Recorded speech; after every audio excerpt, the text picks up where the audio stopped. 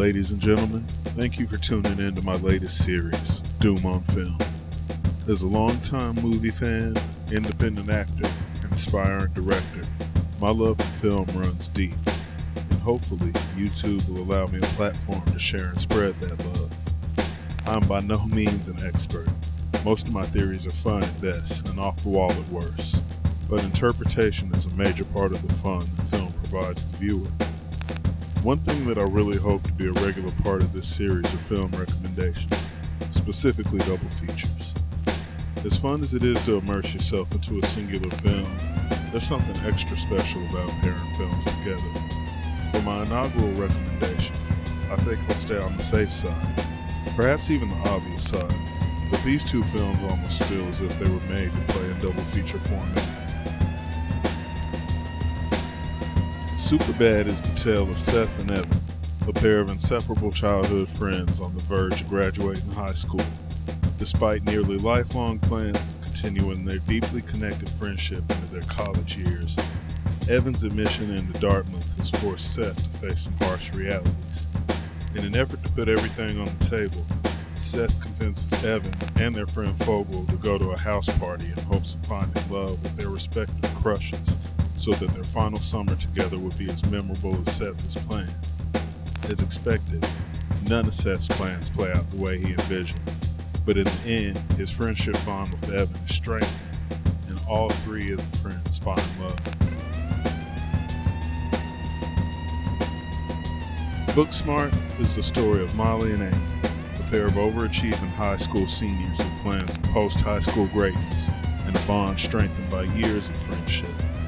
On the eve of graduation, however, Molly's world is rocked when she realizes that the majority of her peers, many of whom she held herself above, were on course to be equally, if not more, successful than her. In an effort to compensate for missed time, Molly convinces Amy to join her for an epic night of partying that will reshape everyone's opinion of them, only for the night to turn into an adventure of education and personal growth. The reasons why these films work well together jump off of the page. First and foremost, to address the elephant in the room, the leads of the films not only mirror one another, but in the case of Jonah Hill and Beanie Feldstein, are literal siblings.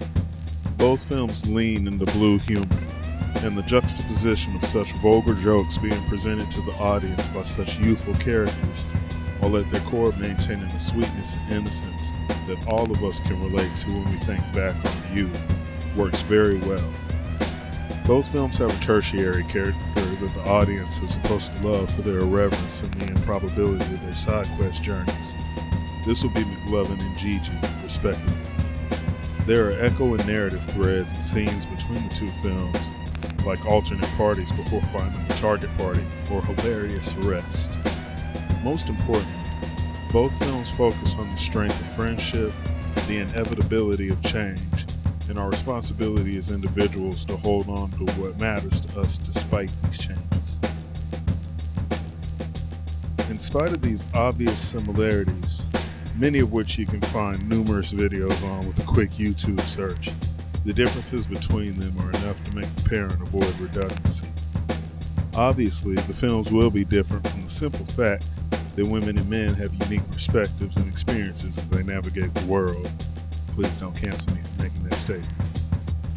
Superbad embraces an old-school, almost exploitation film aesthetic, while Booksmart has a more modern-day, half-teen comedy, half-music video look and feel. While both films do have resolutions that are meant to enforce values and morals, Booksmart does feel like the preacher of the two films. Both films have stellar soundtracks, but Superbad once again opts for the old school feel, while Booksmart embraces all that is modern.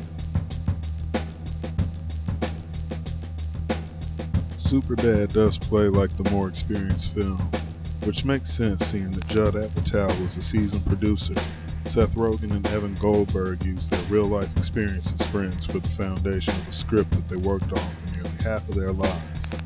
And director Greg Mottola not only had directing experience, but was on the verge of his own creative writer-director breakthrough in the form of Adventureland.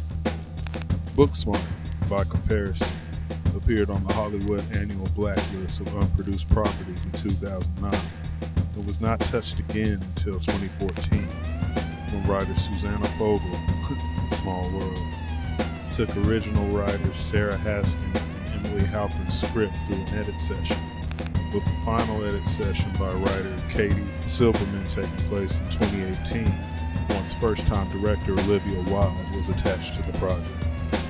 That being said, if you're looking for a night full of stories about love, friendship, romance, and maturation that don't take themselves too seriously, then I highly recommend firing up Superbad, followed by Booksmart.